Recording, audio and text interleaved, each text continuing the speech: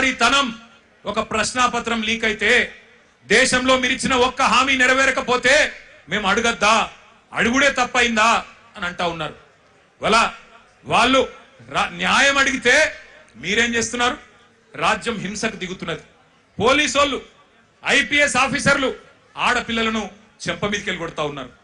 Police వాళ్ళు లాఠీలతోని ఆడపిల్లల్ని కొట్టకూడని చోట కుళ్ళబొడుస్తా ఉన్నారు. ఇవన్నీ వీడియోలు ఉన్నాయి, నేనేదో ఊరికే చెప్పట్లేదు. అందుకే ఇవాళ హైదరాబాద్ వేదికగా ఆ పిల్లల డిమాండ్లకు మద్దతుగా ఢిల్లీలో జరుగుతున్న జంతర్ మంతర్లో జరుగుతున్న దమన కాండకు వ్యతిరేకంగా మా నాయకుడు కేసీఆర్ గారి ఆదేశం మేరకు మొత్తం పార్టీ అంతా ఇక్కడికి వచ్చింది. వచ్చి ఆ పిల్లలకు సంఘీభావంగా అండగా, ఇందులో రాజకీయం లేదు, ఎలక్షన్లప్పుడు చూసుకుందాం రాజకీయం, ఆ రోజు ఎవరు ఎక్కడ కూర్చోవాలో ప్రజలు నిర్ణయిస్తారు. కానీ ఇవాళ మేము అడుగుతున్నది ఒకటే, ముందుగా ఎడ్యుకేషన్ మినిస్టర్ ధర్మేంద్ర ప్రధాన్ రాజీనామా చేయించండి. చేయించాలనే వాళ్ళు గట్టిగా చప్పట్లు కొట్టి చెప్పాల, గట్టిగా చప్పట్లు కొట్టాల. రెండోది, ఆ పిల్లల మీద పెట్టిన కేసులు చాలా మంది పిల్లల్ని దేశవ్యాప్తంగా కేసులు పెట్టినారు.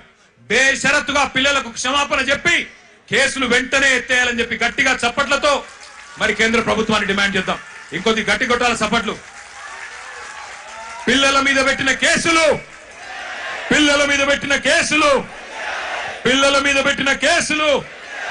మేము ఇక్కడికి బయలుదేరి వస్తున్నాం. పిల్లలతో పాటు నిరసనలో పాల్గొనాలా. కేంద్ర ప్రభుత్వానికి సిగ్గొచ్చే విధంగా మరి మాకు లోక్సభలో సభ్యులు లేరు, రాజ్యసభలో సభ్యులు ఉన్నారు, అక్కడ గొంతిప్పాలా అని చెప్పి మేము బయలుదేరితే విచిత్రం, మధ్యలో కాంగ్రెస్ వాళ్ళు మాకు అడ్డం వచ్చింది. నాకు ఆశ్చర్యమైంది.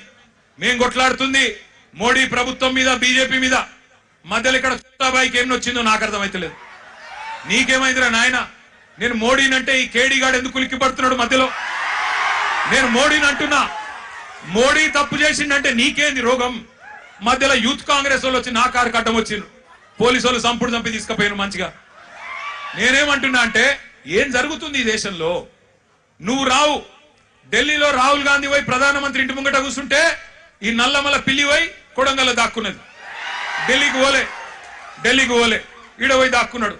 అరే మీ మహేష్ గౌడ్ పోయి రాజ్భవన్ ముంగట ధర్నా చేసిండు, కనీసం ఆయన కొద్దిగా రేషం ఉన్నది.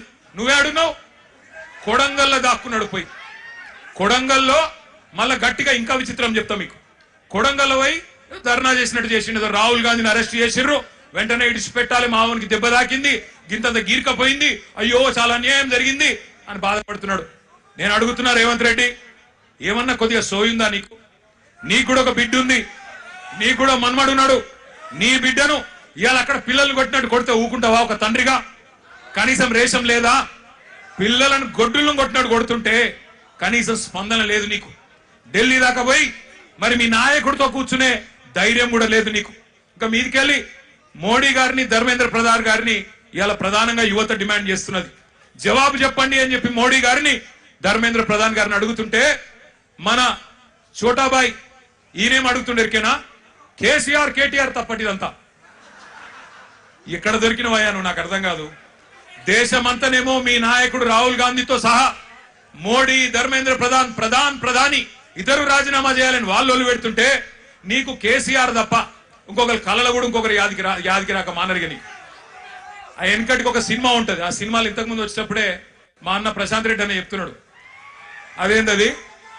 కుక్క కథ కదా.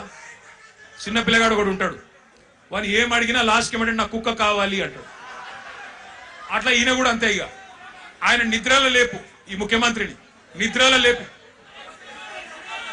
అదో సినిమా పేరట, చిత్రం అట. అది చిత్రం, వీడు విచిత్రం. అంటే నిద్రలో లేపి అడిగితే కూడా కేసీఆర్. అరే నువ్వు ముఖ్యమంత్రి నాయన, కొన్ని ముఖ్యమైన పనులు చేయి. సిగ్గులేని మాటలు మాట్లాడుతున్నాడు. అదేదో పేపర్ లీక్ నాకు సంబంధం అంట. మోకాల్కు బోడిగుండికి ముడిపెట్టుడంటే ఇదే. నేను చెప్పిన, అయ్యా రేవంత్ రెడ్డి, నీకేమన్నా సిగ్గు శరం ఉంటే నువ్వు చెప్పినా లేదా? లేనోనికి ఏం చెప్తామంటారా? అంటే బాధ ఎక్కడ అనిపిస్తుందంటే, నేను నిన్న లీగల్ నోటీస్ పంపించిన. ఒరే నువ్వేదో మాట్లాడినావు, నిజంగా నీ దగ్గర ఏమన్నా రుజువు ఉంటే చూపెట్టరా అయ్యా. చూపెడితే నిజంగా రుజువు చేస్తే ఇదే ఇందిరా పార్క్ కాడ ఇగో ఇదే పిల్లల మధ్యన అవసరమైతే నన్ను ఉరిది. కానీ ఇష్టం వచ్చినట్టు మాట్లాడి పిల్లల మనసులు మలినం చేయకు. లేనిపోని బదనాములు పెట్టి రాజకీయంగా సలిమంటలు కాచుకునే ప్రయత్నం చేయకు. నీకు చేత కాదు, దమ్ము లేదు. ఢిల్లీకి పోయి మోడీని ఎదిరించే దమ్ము నీకు లేదు. ఎందుకు? నీకు భయం. నీ పాత కేసులు, బ్యాగుల పైసలతో దొరికిన కేసులు బయటికి గుంచుతారు, లోపలికి నూపుతారని భయం. మరి కొట్లాడటం కొట్లాడిని. మాకు దమ్ముంది. తెలంగాణ తెచ్చినోళ్ళం, ఢిల్లీ మెడలు వంచినోళ్ళం. మాకు దమ్ముంది. అవసరమైతే ఢిల్లీకి పోయి గల్లా బట్టి అడిగే దమ్ము మాకుంది. నీకు లేదు. మరి కొట్లాడేటోళ్ళ కాళ్ళ కట్టెబెట్టి లేనిపోని మాటలు మాట్లాడి పిల్లల నెత్తులు ఖరాబ్ చేస్తున్నావు. నేను ఒకటే అంటా ఉన్నా. చాలా మంది తమ్ముళ్ళు అడిగినారు నన్ను, అన్నా మీరు ఢిల్లీకి పోవచ్చు కదా, జంతర్ మంతర్ పోవచ్చు కదా, ఇక్కడ ఎందుకు అన్నారు. నేను వాళ్ళకు ఒకటే చెప్పిన, మేము జంతర్ మంతర్కు పోయి మా జెండాలు పట్టుకొని మీ ఎజెండాను హైజాక్ చేసడం కరెక్ట్ కాదు. మీరు కరెక్ట్ కొట్లాడుతున్నారు. ఏ నాయకుడు, ఏ పార్టీ వచ్చి మీకు వాళ్ళ ఎజెండాను మీ మీద రుద్ది రాజకీయ ప్రయోజనం పొందే అవకాశం మీరు ఇవ్వకండి. మీరు ఇండిపెండెంట్ గానే కొట్లాడండి. మీకు ఎక్కడోళ్ళం అక్కడ, మీకేం కావాలో చెప్పండి, పక్కకుండి మేము సహాయం అందిస్తాం. మీకు అవసరం పడితే కేసులు అయితే కొట్లాడతాం, ఎక్కడిదాకక్కడ కొట్లాడతాం, పార్లమెంట్ లో కొట్లాడతాం, అసెంబ్లీలో కొట్లాడతాం, శాసన మండలిలో కొట్లాడతాం.